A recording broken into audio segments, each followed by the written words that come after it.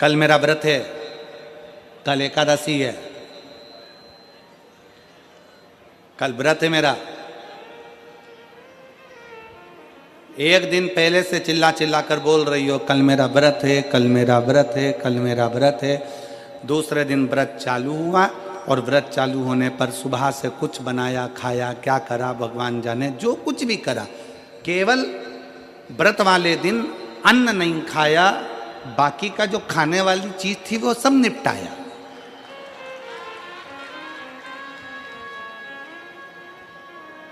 अब हम आपसे पूछें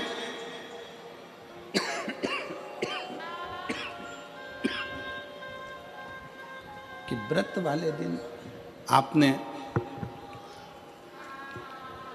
केवल अन्न नहीं खाया, बाकी का जो खाने वाला था सब कुछ खाया।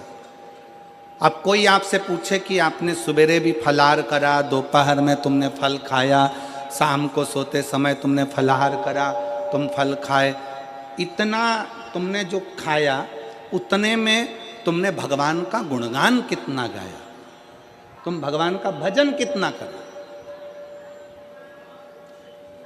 तुमने भगवत नाम स्मरण कितना किया, तुमने भगवान का नाम उच्चारण कितना किया।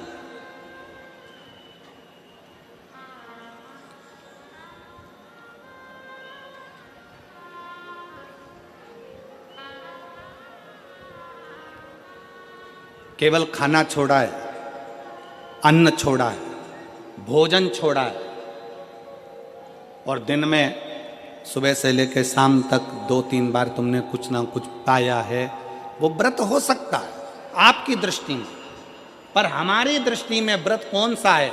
शिव महापुराण की कथा कहती है कि सुबेरे आपका व्रत चालू हुआ, दूसरे दिन ब्रह्म मुहूर्त तक जो आपका व्रत आपने रखा है, भगवान का जो व्रत कर रहे हो, उस व्रत में एक बात अपने अंदर उतार कर रखो कि इस दिन मैं अपने मोबाइल का त्याग करती हूँ, पूरे दिन मैं मैसेज नहीं पढ़ूंगी, मैं देखूंगी नहीं, मैं अपशब्द नहीं कहूंगी, मैं जानूंगी नहीं। दूसरा, आज के दिन मेरा व्रत है, आज 1 महीने में, 15 दिन में, 2 दिन में, 20 दिन में मैंने अगर किसी से भी अपशब्द कहा होगा, आड़ा टेढ़ा कहा होगा, तो सबसे पहले आज व्रत वाले दिन मैं उसको सॉरी कहूंगी, क्षमा मांगूंगी और अपने हृदय से लगाने का प्रयास करूंगी। व्रत है, व्रत का तीसरा अंश, आज मेरा व्रत है, मैं आज के दिन किसी को भी अपशब्द नहीं बोलूंगी, किसी के लिए आड़ा तड़ा नहीं बोलूंगा, आज जितना बन सकेगा मैं सात्विक जीवन जीऊंगा।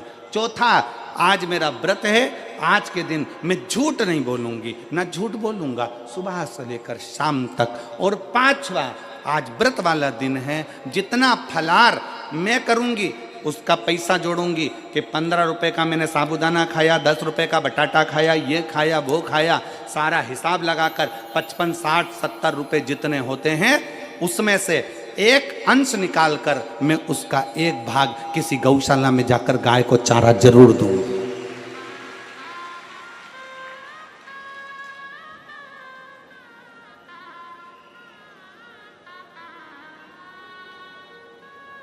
भीष्म पितामह एकादशी का व्रत करते थे।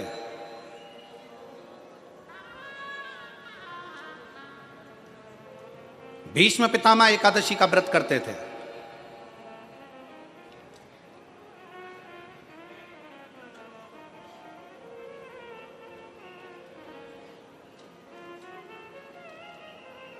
भगवान कृष्ण ने अर्जुन से कहा बाण छोड़, भीष्म पितामह के शरीर के लिए। आप सबसे एक बात पूछना चाहते हैं, आपके शरीर में बाण ही बाण छुपे हुए हो, पूरा शरीर छेदित हो गया गोली गोली से, बाणों से, आप जिंदा रहोगे कि मर जाओगे? जीवित रहोगे? जम के तो बोलो नहीं, व्यक्ति मर जाए। जिसके शरीर में इतने बाण चुभे हों, वो बाणों की सैया पर पड़ा हुआ हो, विचार करिएगा कि बाणों की सैया पर कैसे पड़े। रक्त बह गया, पूरा रक्त निकल रहा है और बाणों की सैया पर भीष्म पितामह पड़े हुए हैं।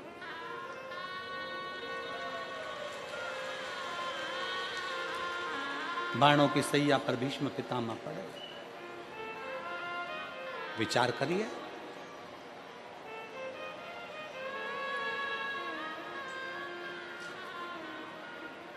पड़े भीष्म पितामह बाणों की संख्या। अर्जुन बाण छोड़ता है। बाण छोड़ने से पहले अर्जुन के मन में संशय उत्पन्न हो गया।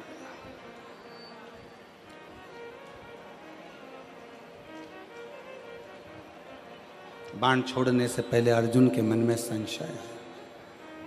अर्जुन ने कहा, प्रभु अगर मैं बाण छोड़ता हूं और भीष्म पितामह के शरीर में लगेगा तो भीष्म पितामह को कष्ट बहुत होगा, बहुत कष्ट। अगर मैं बाण छोड़ता हूं तो भीष्म पितामह को कष्ट बहुत होगा।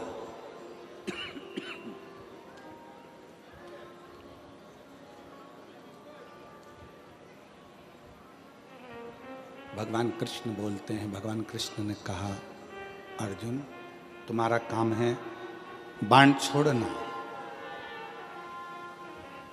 दुनिया के लोगों को लगेगा कि अर्जुन ने बाण छोड़े हैं और भीष्म पितामह के शरीर पर बाण लगे हैं और बाणों की सैया पर भीष्म पितामह पड़े हैं। पर अर्जुन, सत्यता तो ये है कि भीष्म पितामह ने एकादशी का व्रत किया हुआ है। 26 एकादशी भीष्म पितामह ने करी है। उन एकादशी पर भीष्म पितामह एक काम करते थे। उस एकादशी के दिन भीष्म पितामह कहीं नहीं जाते थे। गौ माता के पास रहकर गाय को चारा देकर, गाय की सेवा कर कर, गाय की पूजन कर कर, गौ माता की आराधना कर कर भीष्म पितामह अपना एकादशी का व्रत करते थे। गौशाला में गौ माता को जितना फलाहार देते थे, अपने अंश से, अपने जो पाया, जैसा पाया वैसे अंश के हिसाब से गौ माता की सेवा में लीन रहते थे। अर्जुन घबराना नहीं, बाण तुम छोड़ोगे, दुनिया के लोगों को लगेगा कि अर्जुन ने बाण छोड़ा है। भीष्म पितामह बाणों की सैया पर पड़े हैं, दुनिया के लोगों को लगा रहेगा। पर अर्जुन, भीष्म पितामह के शरीर में बाण नहीं चुभेंगे। भीष्म पितामह बाणों की सैया पर नहीं, जो एकादशी का व्रत भीष्म पितामह ने करा है, उस एकादशियां भीष्म पितामह को अपने हाथ पर झेल लेगी और उसको अपने हाथों पर।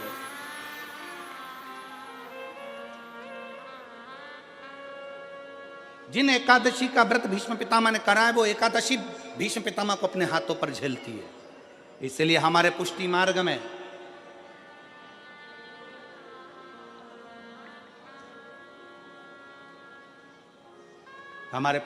में जहां हम ब्रह्म संबंध लेते हैं, हमारे वल्लभ कुल में एक बड़ी सुंदर बात कही जाती है कि भले बकरी जैसे चरो पर एकादशी जरूर करो। वो भीष्म पितामह के संवाद को देखकर कहा जाता है।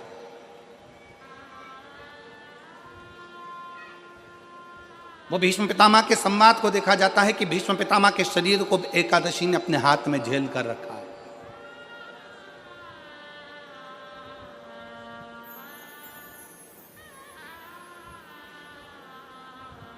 आप पशुपतिनाथ का व्रत करते हो, आप 16 सोमवार का व्रत करते हो, आप संकट सोमवार का व्रत करते हो, आप शिवरात्रि का व्रत करते हो, आप सोमवार की अष्टमी का व्रत करते हो। उन व्रतों में सारे व्रत करो मना नहीं है, पर उस व्रत में अपना पूर्ण समर्पण परमात्मा के प्रति रखो। एक पत्र है,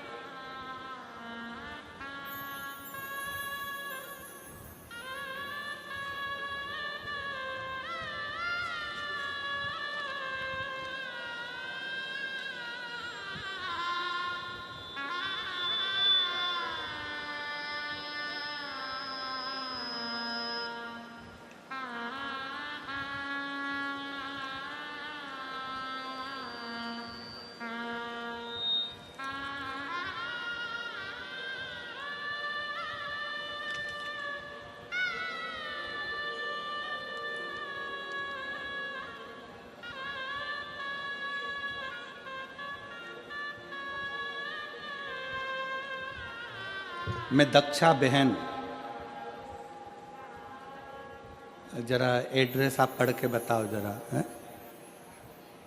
मैं दक्षा बहन आस चांदखेड़ा अहमदाबाद, ठीक है, सही पढ़ा है हम लोग? तुम भी पढ़ के बताओ जरा क्या लिखा है। मैं दक्षा बहन आस, ठीक है, चांदखेड़ा अहमदाबाद से हूँ। कहीं बैठी हो तो हाथ हिला सकती हैं, और अगर बच्चा लाए हो साथ में तो आ सकती है। मेरी बेटी दर्शन चौहान, 14 वर्ष से उसको संतान नहीं थी। हमने बहुत इलाज करवाया, बड़े से बड़े डॉक्टर को भी दिखाया। फिर हमने, पड़ोसी ने आपके और आपकी कथा के बारे में बताया। हमने टीवी पर कथा सुनना प्रारंभ करी। अब जरा एक विचार करिएगा, उस बहन ने लिखा हम आपको आज तक नहीं सुनने गए, केवल टीवी पर कथा को सुना और पशुपतिनाथ का व्रत किया। रोज मंदिर जाना चालू कर दिया, बेलपत्र बाबा को चढ़ाकर उसको सेवन करना, उसको खाना प्रारंभ कर दिया। सफ़ेद आंकड़े की जड़ का प्रयोग किया। फिर हम दोनों माँ बेटी बड़ौदा में जो कथा हुई उस कथा में पहुंच गए, और दोनों माँ बेटी ने कथा श्रवण कर वहाँ की मिट्टी को अपने गर्भ से लगाना, प्रणाम करना, 7 दिन तक पूरी कथा को श्रवण करा और बाबा से झोली पसार कर विनती करी कि 14 साल शादी को हो गए, अब तो लगता है कि औलाद नहीं होगी। बाबा की ऐसी कृपा हुई, 3 महीने कथा के पूर्ण हुए और गर्भ ठहर गया। 23 अक्टूबर 2023 को हमारे घर में संतान ने जन्म लिया, 14 साल के बाद, 14 वर्ष के बाद संतान की प्राप्ति, 14 वर्ष के। विश्वास किसको कहते हैं? एक भाई बैठे हैं यहाँ पर, जिनका फोटो लगाया है उन्होंने। फोटो दिखाओ पहले एलईडी पर। इस पत्र की पूरी बातें जरूर सुनिएगा आप सब। अब उसका पत्र है, मेरा नाम दत्तात्रेय देवराम पाटिल, पोस्टमैन हूँ, और दत्तात्रेय देवराम पाटिल मेरा नाम है। मैं गोदरा से आया हूँ। दादा मंदिर के पास जो पोस्ट ऑफिस का निर्माण हुआ है वहीं से मैं आया हूँ। टपाल डिलीवरी का काम करता हूँ। जब से मेरा जन्म हुआ है उस समय से मेरे शरीर में झटके आने की बीमारी थी। मुझे दौरे आते थे, झटके आते थे। जब से मेरा जन्म हुआ है, पत्र को आप लोग पढ़ रहे होंगे, जब से मेरा जन्म हुआ है उसी समय से मेरे शरीर में झटके आने की बीमारी थी। संकेत था, यह बीमारी जन्म से है। इस बीमारी का कोई वर्षों तक इलाज कराया, डॉक्टरों के कहने पर 5 लाख रुपए तक खर्च कर दिए, पर इस झटके आने की बीमारी समाप्त नहीं। तब सिरपुर की कथा, बाबा की सिरपुर की कथा महाराष्ट्र में जो हुई उसको जाकर प्रणाम किया। किसी के कहने पर पंडाल में बैठकर कथा को सुना और पंडाल में बैठकर कथा श्रवण कर कर बाबा से निवेदन करा। जिस दिन से निवेदन कर कर आया उस दिन से आज तक झटके नहीं आए। मैं बाबा को प्रणाम करता हूं। शिव तत्व है। दत्तात्रेय देवराम पाटिल, पता 111 टीकम नगर, बजरंग दल मंदिर के पास, लिम्बायत, सूरत। मोबाइल नंबर मेरा ये। शिव तत्व एक विश्वास। अगर कहीं बैठे हो तो पत्र आपका पड़ा है तो आप आके एक बेल पत्र ले सकते हैं जहां कहीं बैठे।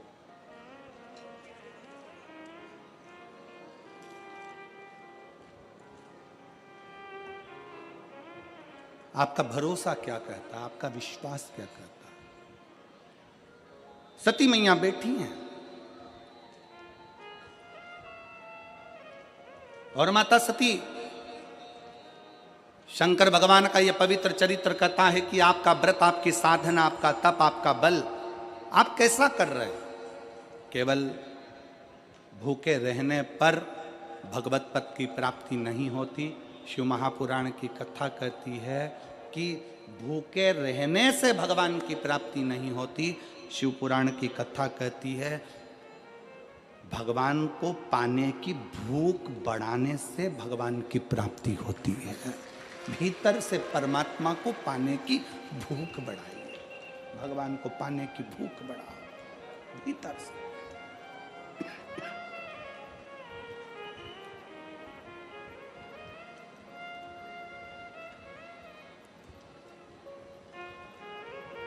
व्रत करो मना नहीं, तप करो मना नहीं, साधना करो मना नहीं, पर उस तप साधना में व्रत में परमात्मा को पाने की ललकता हो आपके भीतर, भगवान को पाने की ललकता हो आपके भीतर, भगवत पद को पाने की ललकता हो आपके भीतर, तो भगवान।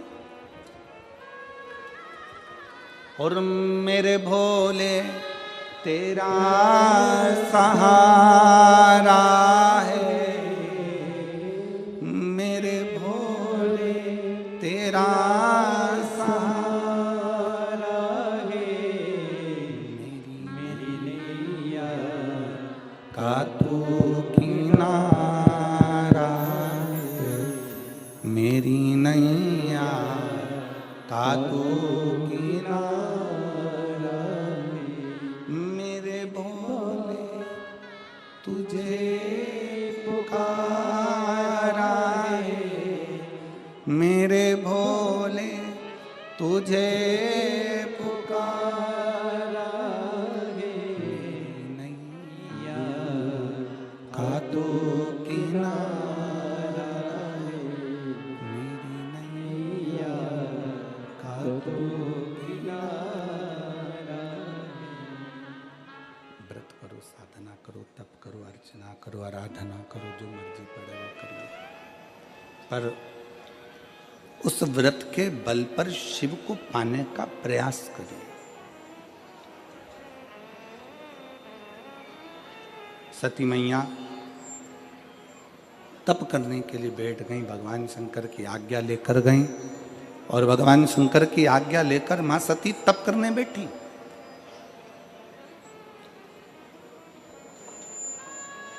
शिव महापुराण की कथा एक बड़ी सुंदर बात कहती है, व्रत आप करते हो,